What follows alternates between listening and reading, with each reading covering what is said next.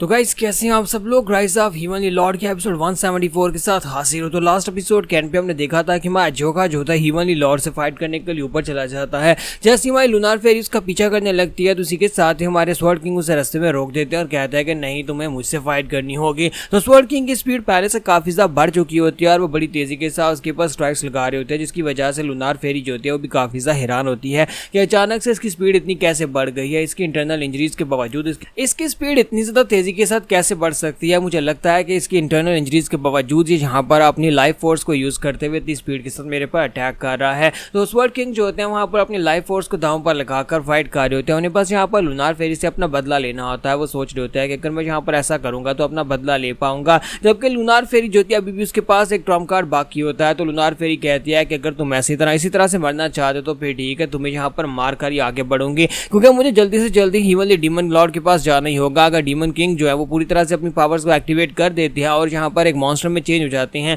तो फिर तो ये पूरी दुनिया तबाह हो जाएगी और हम लोग किसके ऊपर राज करेंगे, किसी के ऊपर नहीं कर पाएंगे। तो इसी के साथ ही लूनार फेरी जो होती है वो कहती है कि अब मैं यहाँ पर तुम्हारी बॉडी के टुकड़े टुकड़े करने वाली हूँ स्वर्ड किंग, अब तुम नहीं बचोगे। तो स्वर्ड किंग फिर से बड़ी तेजी के साथ उसकी तरफ आगे लपकते हैं और इस बार जब वहां पर अटैक करते हैं तो एक बहुत ही बड़ा धमाका होता है और उस धमाके के बाद दिखाते हैं कि हमारे स्वर्ड किंग जो होते हैं वहां पर उनका अटैक ब्लॉक हो चुका होता है। लूनार फेरी आगे से हंस रही होती है और कहती है तुम्हें क्या लगा था कि तुम्हारी बॉडी इनविंसिबल हो चुकी है, तुम यहाँ पर जिस तरह से अपने लाइफ फोर्स को यूज कर रहे थे उस तरह से तुम यहाँ पर मुझे कभी मार नहीं पाते और तुम यहाँ पर अब अपनी तलवार को भी नहीं छुड़वा सकते। और इसी के साथ ही वो उसे कहती है कि अपनी तलवार को छोड़ दो, तुम्हारे लिए यही ज्यादा बेहतर रहेगा। मैं यहाँ पर तुम्हारी इस बात को मान लेती हूँ कि तुम यहाँ पर वाकई में अपनी लाइफ फोर्स को यूज करके मुझसे फाइट करने के लायक हो गए थे, लेकिन थोड़ी देर के लिए। तो इसी के साथ दिखाता है कि स्वर्ड किंग के मुंह से ब्लीडिंग हो रही होती है और उनकी तलवार जो होती है उन्हीं की बॉडी के अंदर दंस चुकी होती है, क्योंकि लूनार फेरी जो होती है वो भी अपनी ट्रांसेंडेंस पावर्स को यूज करती है और अपने आप को डीमन में चेंज कर लेती है। और जब वो अपने आप को डीमन में चेंज करती है तो वो यहाँ पर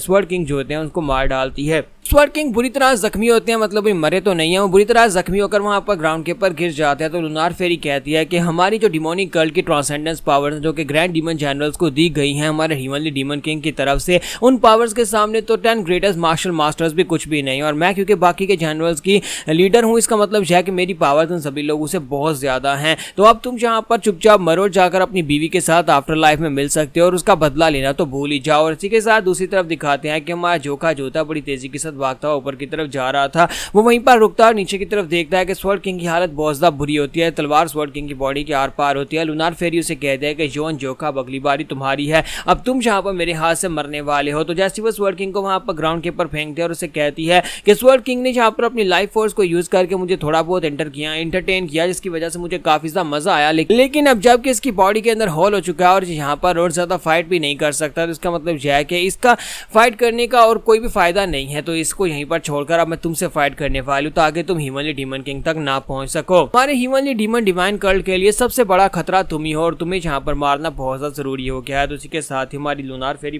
तेजी के साथ हमारे जोका के ऊपर अटैक करने के लिए आगे बढ़ती है और जाकर जोका के ऊपर अटैक करती है। जैसे वो जोका के ऊपर अटैक करती है तो उसी के साथ ही हमारा जोका उसके पहले अटैक को अवॉइड करता है और कहता है कि इसकी स्पीड पहले से काफी ज्यादा बदल गई है, काफी ज्यादा तेज हो चुकी है। जैसे यहाँ पर इसने अपनी ट्रांसेंडेंस पावर्स को यूज किया तो ये स्ट्रॉन्ग हो गई है। तो इसी के साथ ही वो फिर से जोका के ऊपर अटैक करती है, जोका फिर से अटैक को अवॉइड करता है। तो लूनार फेरी उसे कहती है कि तुम तो यहाँ पर मेरे अटैक्स को अवॉइड किए जा रहे हो, जब तुम्हारा सामना हीवनली डीमन किंग के साथ होगा तब तुम यहाँ पर क्या ही करोगे, तुम बस क्या इसी तरह से अटैक्स को डॉज करते रहोगे, कब तक तुम अटैक्स को डॉज करोगे। और इस बार यहाँ पर वो अटैक करती है तो हमारा जोका पीछे की तरफ गिर जाता है। तो जोका कहता है कि मुझे लगता है कि मुझे भी यहाँ पर सीरियसली फाइट करनी ही पड़ेगी, मैं यहाँ पर फिलहाल के लिए अपनी एनर्जी को वेस्ट होने से बचा रहा हूँ ताकि मैं हीवनली डीमन किंग से फाइट कर सकूं। तो लूनार फेरी जैसी वहां पर अपनी तलवार को उठाकर इस बार उसके ऊपर एक फाइनल स्ट्राइक लगाने लगती है और कहती है कि अब यहाँ पर तुम्हारे मरने का वक्त है, मुझे लगता है कि तुम यहाँ पर हमारे लीडर को नहीं मार सकते क्योंकि तुम तो यहाँ पर मुझे नहीं मार सकते। तुम्हारा जोका सोच रहा होता है कि अब मुझे अपनी फाइनल पावर्स को यूज करना ही पड़ेगा और इसे मारना ही पड़ेगा।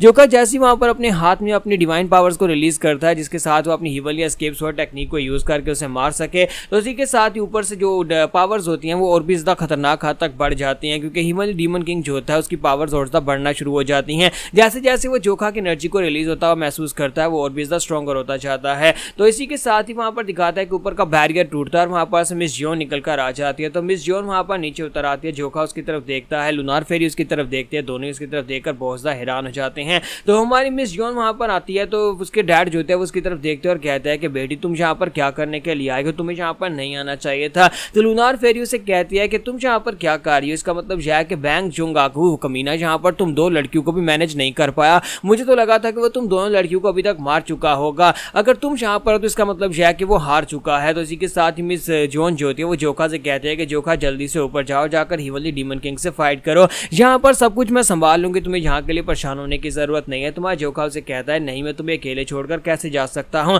अगर तुम्हारे फादर यहाँ पर इसके खिलाफ फाइट नहीं कर सके तो फिर तुम कैसे फाइट कर पाओगे। तो जॉन कहती है कि जल्दी जाओ, शायद तुम मेरी बात को सुन नहीं रहे, मैंने कहा कि अभी जाओ। तो लूनार फेरी कहती है कि तुम लोगों की हिम्मत कैसी मेरे सामने यहाँ पर इस तरह की बातें करने की, तुम्हें क्या लगता है कि तुम लोग यहाँ पर एक दूसरे को इस तरह से भेज सकते हो। और साथ ही उनसे कहती है कि चुपचाप यहाँ पर मेरे हाथ से मरो, क्योंकि तुम में से कोई भी यहाँ पर से जा नहीं सकता। तो लूनार फेरी आगे बढ़ती है और उनके ऊपर स्ट्राइक लगाती है। तो मिस जॉन अपनी तलवार के साथ उसके अटैक को ब्लॉक करती है और माँ जोखा सोच रहा होता है कि अगर स्वर्ड किंग यहाँ पर इसको नहीं हरा सके तो ये इसको कैसे हरा पाएगी, ये अकेले इसको हैंडल नहीं कर पाएगी। लेकिन मिस जॉन चलाकर उसे कहती है कि जोखा तुम्हें मेरे पर भरोसा रखना होगा, हीवनली डीमन किंग को सिर्फ और सिर्फ तुम ही हरा सकते हो और यहाँ पर मैं सब कुछ संभाल लूंगी, इसलिए प्लीज मेरे पर भरोसा करो और जाओ यहाँ पर से। तो माँ जॉन जो था उसकी बात सुनने के बाद कहता है अच्छा ठीक है, अगर तुम कहते तो फिर ठीक है, मैं यहाँ से चला जाता हूँ, लेकिन मेरे आने तक तुम्हें कुछ भी नहीं होना चाहिए, तुम सही सलामत होनी चाहिए, वरना मैं इस दुनिया को आग लगा दूंगा। तुम्हारा जोखा बड़ी तेजी के साथ वापस की तरफ भागना स्टार्ट करता है। तो लूनार फेरी कहते हैं कि बच्चे मैं तुम्हें नहीं जाने दूंगी, यहाँ पर वापस आओ,